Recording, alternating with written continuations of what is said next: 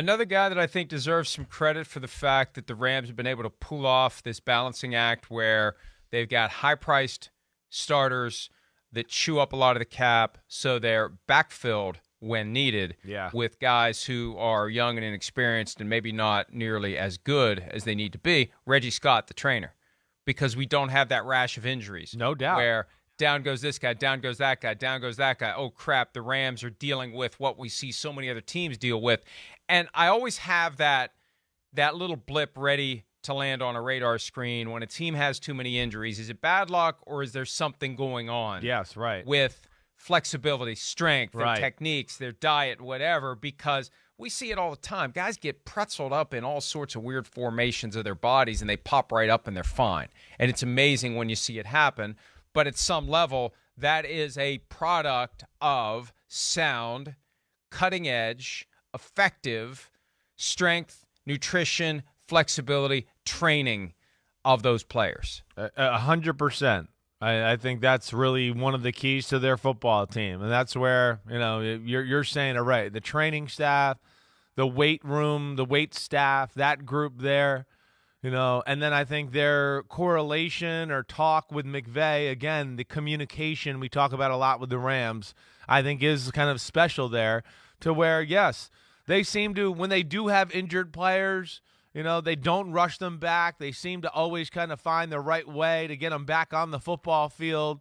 And there's obviously a way with veteran star players that you're kind of thin where they have found that right way. Hey, like the day, I'll tell you a day that 2 weeks before the Super Bowl, I'm there and, they hadn't practiced yet. It was a Tuesday, right? 2 weeks before the Super Bowl. That day there, they came in for some meetings, and the day was going to be about get a legit, weight workout in. We're going to, really lift some weights and get some sweat going and build some muscle up here in our week off. And then the next day, they were going to come in and not work out and have quick meetings, but just go out on the field and kind of have a walkthrough and throw some balls to the receivers and do that. So that's, to me, the magic of the Rams and McVay and having that feel for what the players need and want to be successful. And at the other end of the spectrum, I think back to 2018, Hard Knocks, Cleveland Browns, one of the more compelling scenes that we have witnessed from that series, because really most of the best scenes end up on the cutting room floor because the teams recognize probably not the best idea to let the world see this. Right. It was Hugh Jackson and Todd Haley in this dysfunctional debate where Hugh Jackson eventually had to play the I'm the head coach, it's my bus, I drive the bus card on how extensively they were going to use their veteran players in training camp. Were they going to give them time off? Were you going to get them ready? What do you do? How do you strike that balance? And just the fact that it turned into a debate on the fly in the meeting room, that's stuff that you figure out before you even get to camp. 100%. That's stuff that's baked into how you run your team. You're not having those debates, or at least the functional programs should not be having those debates during training camp coaching meetings. You already know. You have it planned, and there's a quality of deference to the coach that isn't dictated, it's earned. Exactly. The coach sets the agenda. Yes. The agenda works, and everybody else goes along with it because it works. Because he showed us it works. Right. That's right. And you've hired a group of people who understand you got to defer to the coach. And you don't have that crap go on that is so reflective of why the team has been. I mean, we've had some recent examples, one that's still ongoing that we'll talk about later, about why the Browns are so damn dysfunctional and they can't get out of their own way. But that was a prime example of why this team was 1-16, 0-17, whatever 1-15, 0-16. I'm already screwed up with the 17th game. But when you see that and you compare it to the Rams don't have those issues. The Rams know exactly what they're going to do. They have a plan. Everybody's on the same page. And there is so much value in that. You don't think about that. You think about what you see on TV when you watch the game. Right. Having everybody on the same page with a plan that works, that is implemented seamlessly. It's the do-your-job mindset. But there isn't that dictatorial component that Bill Belichick has. Right. And it works. Bottom line is it works. Bottom line is it works. Bottom line is it's detailed. You know, maybe not everything like New England or whatever, but it's detailed for sure. You're right. There is one voice. They all buy in to the guy, McVay. They know that. It's a tried and true system and the way things are done there that are special. And he's got a coaching staff that understands that too. Yes, I mean, I think, and then there's also the connection there of where I think this is where really the teams on the next level all have it, and that's, hey, Patriots, Ravens, of course the Rams, the 49ers, the Buccaneers got it right now for sure, where I feel like the Kansas City Chiefs, where I feel like there's no Buffalo Bills. I know I'm leaving a few teams out, but everybody's getting the point here. Teams where there's no, we don't feel like, you don't feel like there's a civil war in the building by any stretch of the imagination. You feel like the front office and the coaching staff are on the same page, and there's a plan, and they understand the communication that it takes to, oh, wait, we got to address this position, or what do you like at this position? What kind of player are you looking for? So I can study and show you a bunch of guys just like that. That, to me, is why, some of these teams that we continue to talk about on a yearly basis are who they are, because of the things you're discussing, and I think the connection throughout the organization. At the core, a spirit of cooperation, the lack of that basic dysfunction, a coach and a GM who are joined at the hip, not ready to blame the other guy for everything that goes wrong. There's always going to be some adversity. The Rams had a 3-game losing streak at one point last year. The Titans right and Vrabel and A.J. Brown and all that. They went in and kicked their ass on a Sunday night, right? And then they had that game against the 49ers in Odell Beckham's debut that was kind of clunky. Yes, right. And and so when that happens, it's all the more important to have everybody on the same page. We're sticking to our plan, and it will all work out, because there are some teams out there, when you have that 3-game losing streak, they fall apart because you got people saying, God, what? The general manager, I mean. Yeah, right. Or the general manager whispering into the ear of the owner that the coach keeps screwing up. Exactly, right. Because everybody's trying to stake out territory for when the crap hits the fan. Right. And so I'm staying, he goes, because it's his fault, not mine.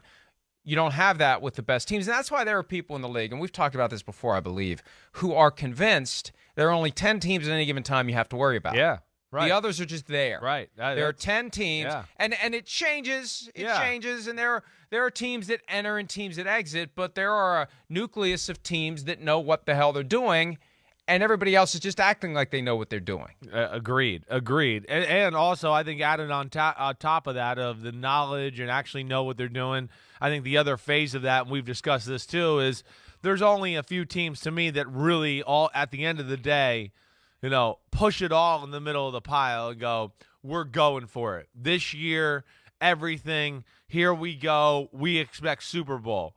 You discuss this a lot and you bring it up, but I think it's very true. I think, not all teams do that. I think they might push a big portion of the pile in and they go, playoffs will be good, but wait, I don't know if we're going to push that other part in there that could make us a hair vulnerable, but we're going for it.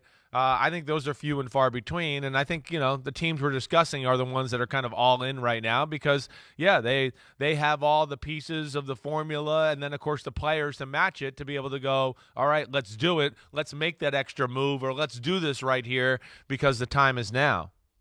They all say they want to win the Super Bowl every year. A handful can say it truthfully. The rest are just trying to get you to renew your season tickets. I mean, it's that simple. And all they want to do is contend into December.